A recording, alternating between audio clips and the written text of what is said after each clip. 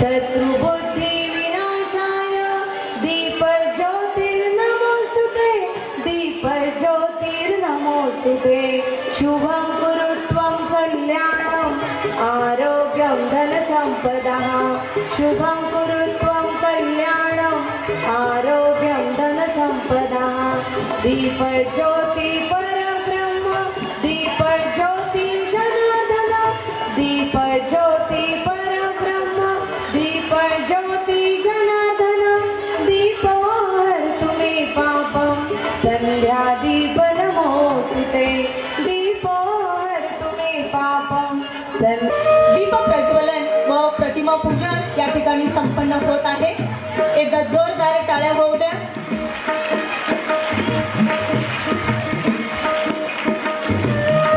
पूरपालकाय सुवर्णवर्णाय सुखात्मकाय सुदीशवंदाय सुभावनाय श्री सिद्धरामाय नमः शिवाय नमः शिवाय नमः शिवाय। आजच्या आपल्या श्री सिद्धेश्वर बाल मंदिर प्राथमिक शाळेच्या वार्षिक स्नेहसंमेलन व पारितोषिक वितरण समारंभाचे अध्यक्ष माननीय श्री धर्मराज काळादी साहेब, व्यासपीठावरील इतर मान्यवर माननीय प्राध्यापक श्री गंगाधर कुमटेकर सर, श्री गुरुराज माळगे सर, माननीय श्री कळके सर, माननीय श्री डॉक्टर येळीकर सर, उपाध्यक्ष श्री सदानंद वटकर सर आणि मुख्याध्यापिका श्रीमती गीता चिकमनी मॅडम व उपस्थित सर्व पालक आणि माझे आवडते विद्यार्थी वर्ग, आजच्या कार्यक्रमाच्या निमित्ताने मला माझे शाळेतले सोनेरी दिवस आठवत आहेत। मी या शाळेचा विद्यार्थी 1989 ते 1993 या काळात होतो। त्यावेळी शाळा एक लहान इमारत होती, ग्राउंड फ्लोअर आणि फर्स्ट फ्लोअर एवढी शाळा होती, पण आज ही शाळेची भव्य इमारत पाहून खरंच खूप आनंद आणि समाधान वाटले।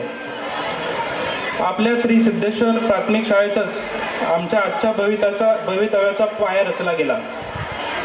इथल्या शिक्षकांनी दिलेल्या संस्कारयुक्त शिक्षणामुळेच मी आज जो आहे त्या पदापर्यंत पोहोचू शकलो, असे आज मला अभिमानाने सांगावेसे वाटते। विशेष म्हणजे आमच्या वेळेस संगणक, मोबाईल अशी इलेक्ट्रॉनिक साधने नव्हती, त्यामुळे अभ्यास आणि मैदानी खेळ या दोन्हीकडे पुरेसा वेळ देता येत होता। त्या अनुषंगाने मला आज माझ्या बालमित्रांना आवर्जून सांगावेसे वाटते, तुम्ही मोबाईल वगैरे इलेक्ट्रॉनिक माध्यमातून अडकून न बसता अभ्यासाकडे जास्त लक्ष दिले पाहिजे। उच्च शिक्षण घेऊन आवडीच्या क्षेत्रात पारंगत झाले पाहिजे। सर्वांशी संवाद साधा, अभ्यासाच्या संदर्भात चर्चा करा, त्याचबरोबर मैदानी खेळांमध्ये स्वारस्य ठेवा। आवडीचे छंद जसे गायन, नर्तन किंवा चित्रकला, क्रिकेट, बॅडमिंटन हे जोपासा, त्यामुळे आपले मानसिक आणि शारीरिक स्वास्थ्य दोन्ही चांगले राहते। त्याचबरोबर पालक वृद्धांनाही मला सांगावसे वाटते की आजच्या वेगवान युगात आपल्या पाल्यासाठी आवर्जून वेळ काढा, त्याच्याशी बोला, संवाद हा पाहिजेच। त्यांचा अभ्यास व अभ्यासाव्यतिरिक्त इतर छंद याबाबत जाणून घ्या आणि त्यांच्या अडचणी दूर करण्याचा प्रयत्न करा।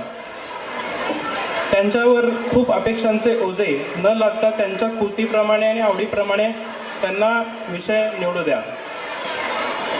यापुढे मी फारसा वेळ न घेता मला माझ्या शाळेत प्रमुख पाहुणा म्हणून आमंत्रित करून मला माझे विचार व्यक्त करण्याची संधी दिल्याबद्दल मी कार्यक्रमाच्या संयोजकांचे आभार मानतो। धन्यवाद। प्राथमिक शाळेचा हिरक महोत्सव,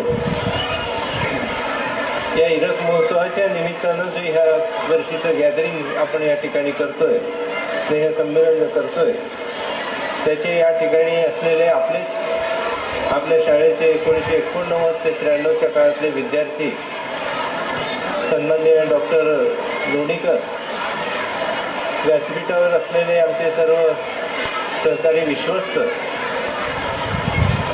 पालक शिक्षक संघाचे उपाध्यक्ष, या बालक मंदिराच्या मुख्याध्यापिका चिकमनी मॅडम,